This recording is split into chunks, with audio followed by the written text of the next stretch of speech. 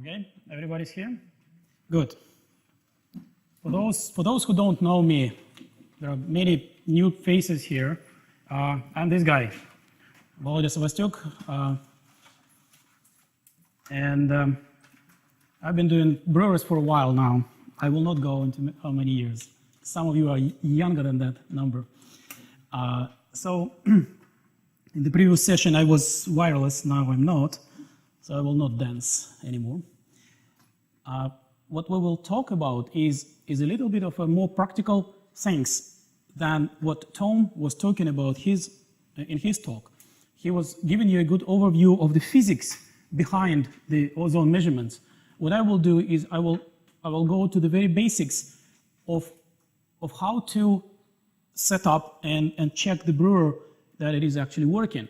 So I don't know what you were doing during the practical session. Have you been leveling the brewer? Have you tried it? Okay, very good. So what I will describe how to level will be already familiar to you, but I think it is still important for you to think about it in terms of what I will be talking about. So I will just briefly go through setting up the brewer. What is important to remember when you're setting up the Brewer Spectrophotometer. I will touch on leveling. Since you've done it, it will be a little bit easier maybe for you, but maybe it will give you a little bit different perspective on that experience. I will mention things that I suggest people do when they relocate the brewer before you turn it on. The software, so basically, I'll describe what the software is and how it works, and a little bit of behind the scene kind of stuff about the software, so that you have some idea of what it is. A couple of comments on the connecting the brewer and the computer. Running initial test, mostly your sighting is kind of easy to do. What tests to do and in what order, because I believe there is a particular order that is important, especially in the initial state, on how to do it. And if we have time, we will discuss why and how and when to replace the internal lamps. So setting up the brewer. You've seen the brewer. It has 3 feet. It needs solid foundation. It needs solid ground. You cannot set it up on sand. It will not work. It will not work on gravel either. You need something that is stable. Otherwise, you will run into problem with sighting and many other things. You need to anchor it one way or the other. You need to somehow pull it to the ground more than it is otherwise.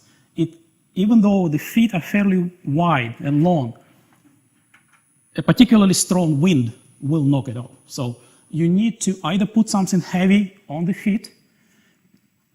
Some people pull on the center of the feet. There is a way of actually anchoring it with a cable in the middle to the foundation. Any which way you do it, anchor it so that it doesn't fall.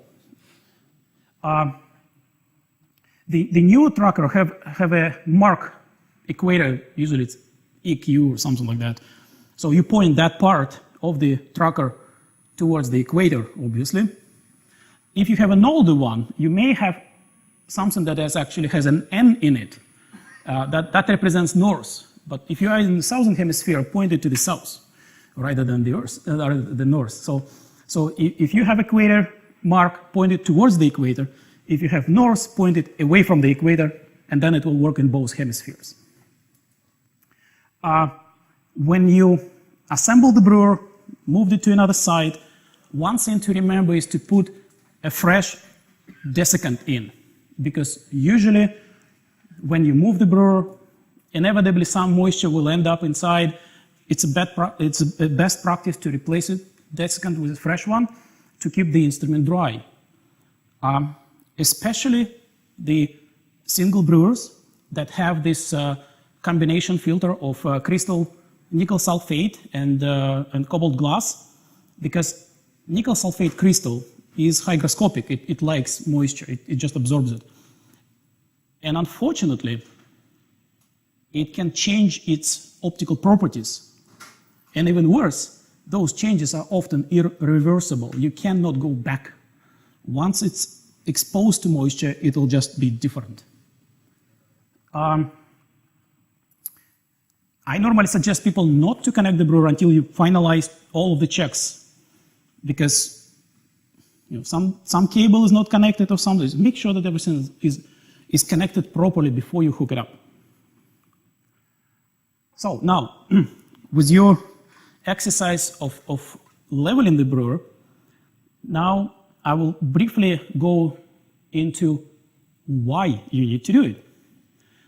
So what the brewer is using for pointing towards the sun or any point in the sky is a two-axis tracking. So one axis is vertical and the other one is horizontal. So that's the brewer, you just seen it. So how to level? You probably did that exercise, and I don't know if you did it in this manner or not, but I'll just go through this and you can verify whether or not you were doing that or you were doing something slightly different. So the way we usually tell people to level a brewer is to put an adjustable bubble level on top of a lid. Doesn't matter where you put it. It doesn't matter whether the lid is actually has a perfectly flat surface or not. It doesn't matter, because what we are using is we're using an adjustable level, and in the process of leveling, we are leveling both the tracker and the level. And the final result is when the bubble shows level when you rotate the brewer anyway. So if you remember about that goal, everything that you've done will make sense. So the way we describe it is this. First, you make this bubble level in the middle, then you rotate the brewer 180 degrees, and you adjust half of the discrepancy with the level and half with one of the feet. Then you rotate it back 90 degrees, and you do the same thing.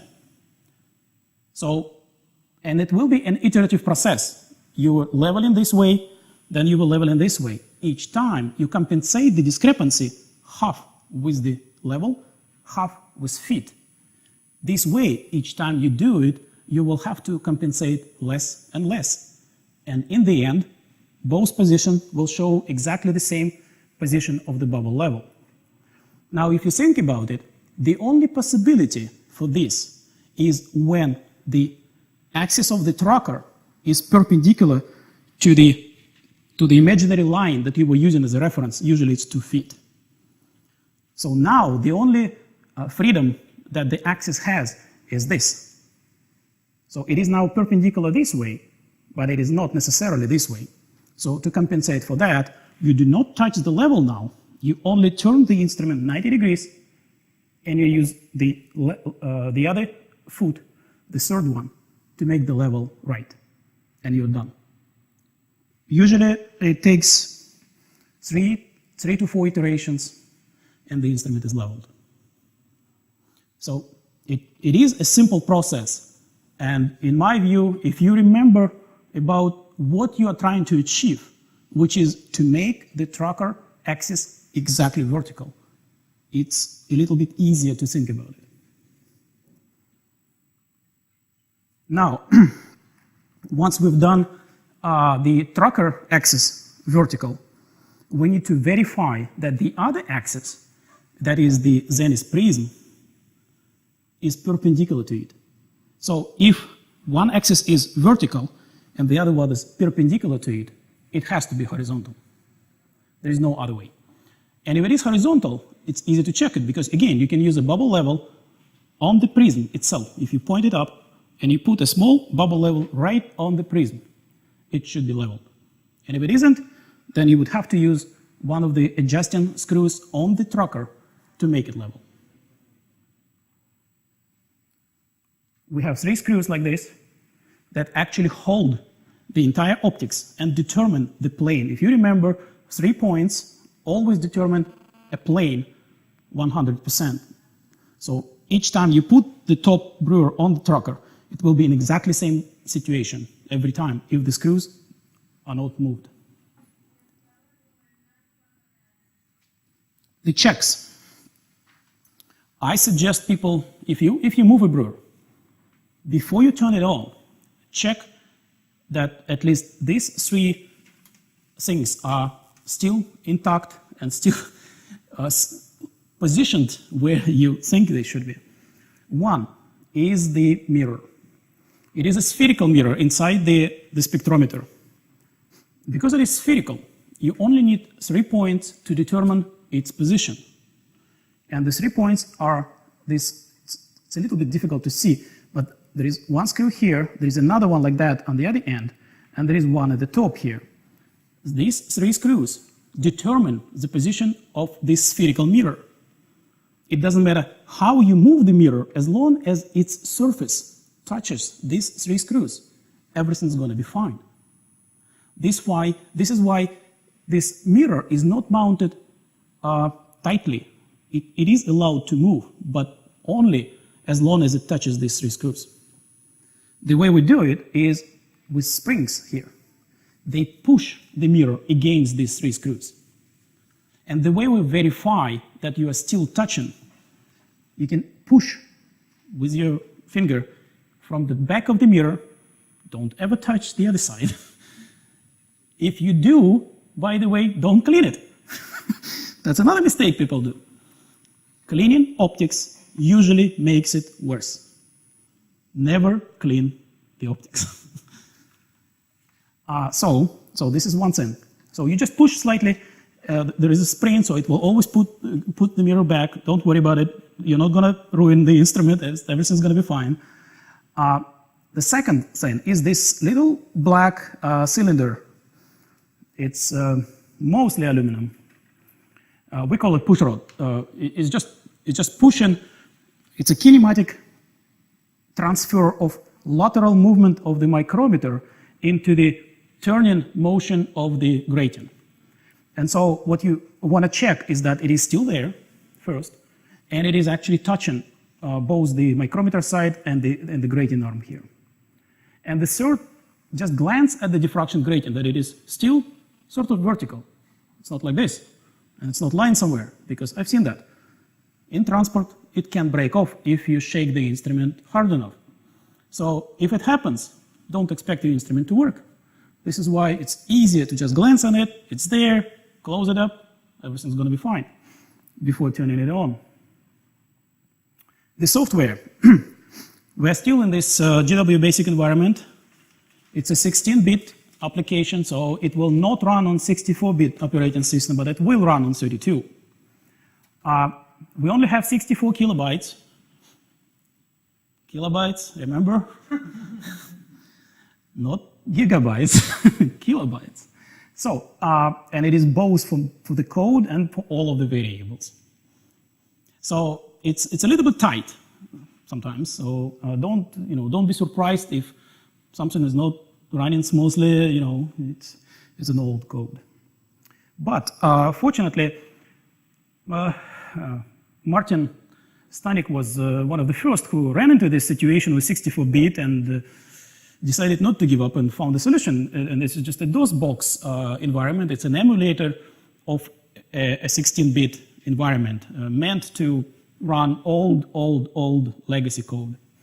And he also came up with a version of DOSBox that actually runs with brewers. And it's a specific compilation of that. And he will talk about it, so you don't have to write down now. He will talk about it a little bit.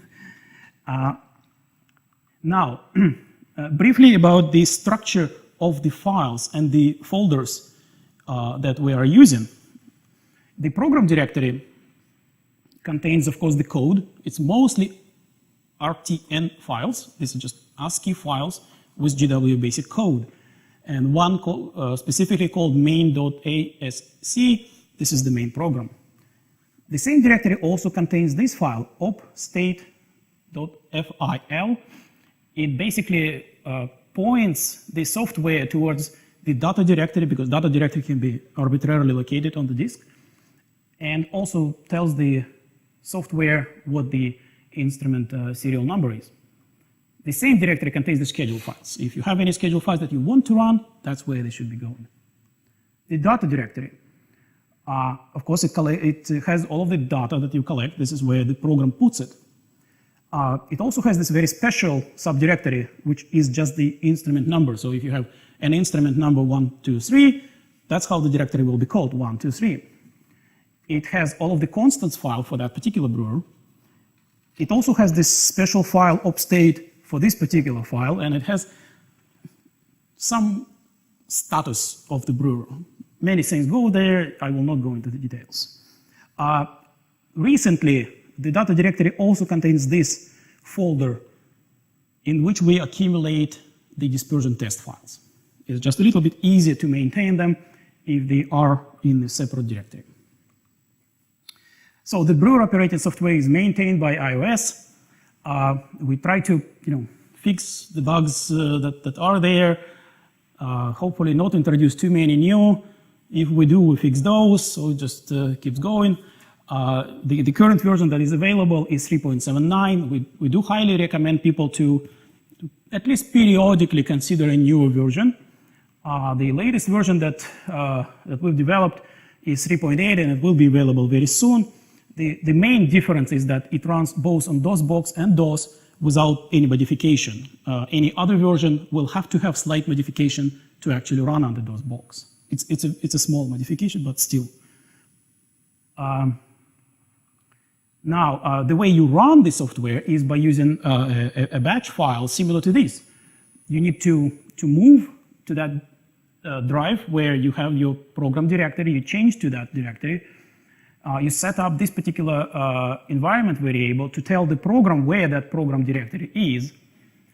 This line may be a little bit strange, but what it allows us to do is it skips 30 cycles of the central processing unit and only uses 1, and then skips 30 and uses 1.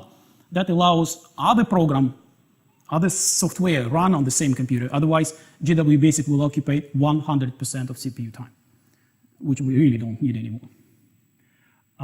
Set date is just a simple program that puts the date of the computer clock into that opstate file so that when you run the software, at least the date is correct. This is actually the command that runs the brewer software, and upon exit, you may or may not remove some of the variables that you've set. This particular environment variable, if you set it in this batch file, will allow you to run the program without having a brewer connected to the computer. So the way you connect the brewer and the computer is with a data cable. There are two versions of data protocol that we are using with brewers. One is RS-232 and the other one is RS-422. Depending on the version of your instrument and or version of your microprocessor board in the multiple board brewers, you may have one or the other. The difference is slightly variable cables. The cables are not interchangeable if you have these different protocols. And of course, there is a different serial to computer adapter for this. There is a limitation in GW Basic that it only understands COM1 and COM2. It does not understand any other COM ports. So you would have to, one way or the other, set up your COM ports to one of these. The window for the software looks similar to this. If you have an older version, you may remember there was a menu here that nobody uses, but everybody had, and that was occupying about a kilobyte, a full kilobyte of memory, and it's a lot. So I removed it.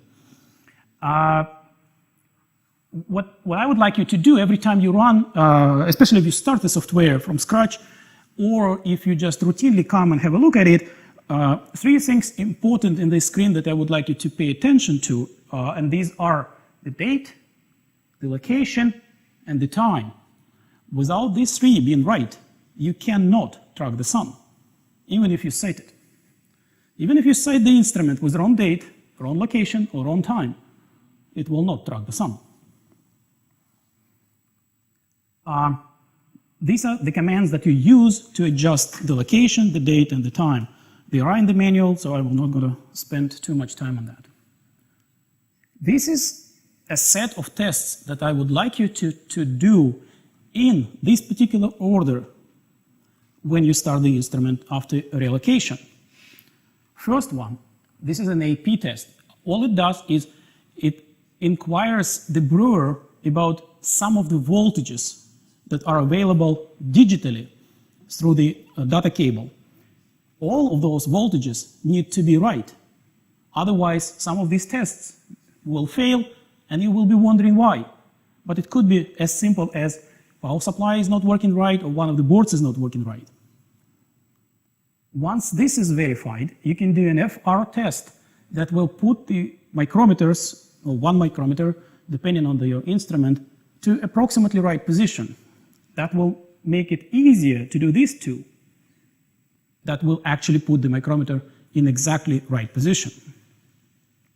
Once you've done that successfully, you can do a run-stop test that Tom was talking about in his talk to verify that the movement, the quick movement of the shutter mask and the electronics that counts the signal coming from the photomultiplier are both working right and they are in sync, so that when a slit is open, the counting is happening, and when it's not open, the motor is moving, it's not counting. This is the test that you want to do. Once this is working, you can move on to the dead time test.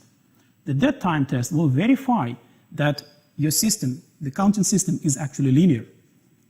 What you do is what you want because we have to measure different intensity of light all the time.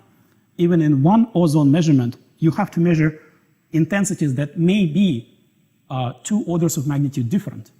What we want out of our counting system is if the input signal changes by a factor of 10, the output also changes by a factor of 10. And this is the test that verifies that.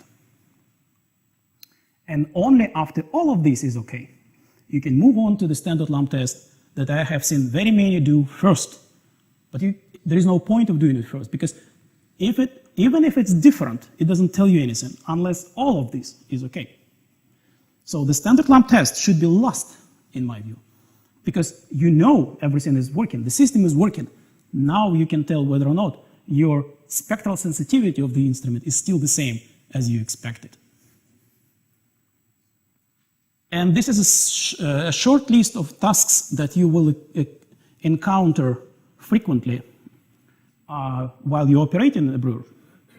Of course, cleaning the quartz window and the dome, you have to be clean, otherwise the whole calibration process is meaningless. If it has a layer of dust, it will not measure right. Cleaning the aluminum azimuth tracker plate, the instrument will not track the sun correctly if you don't do it. Moreover, you can damage the plate if you don't do it for a while. So this is an extremely important task.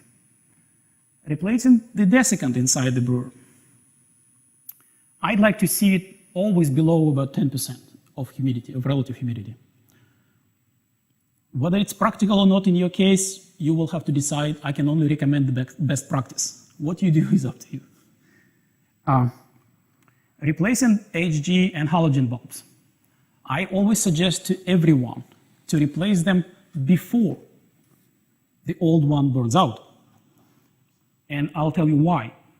And it is especially important for the mercury lamp, because even though we like to tell everybody, and some of us even believe, that HG bulb gives us a wavelength reference, it doesn't.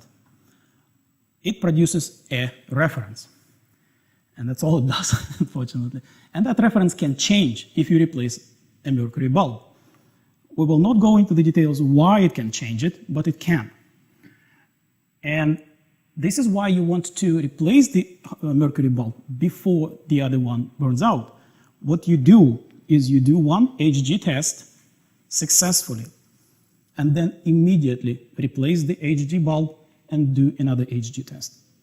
And if there is no shift in the result, then you're fine. Then your reference didn't change.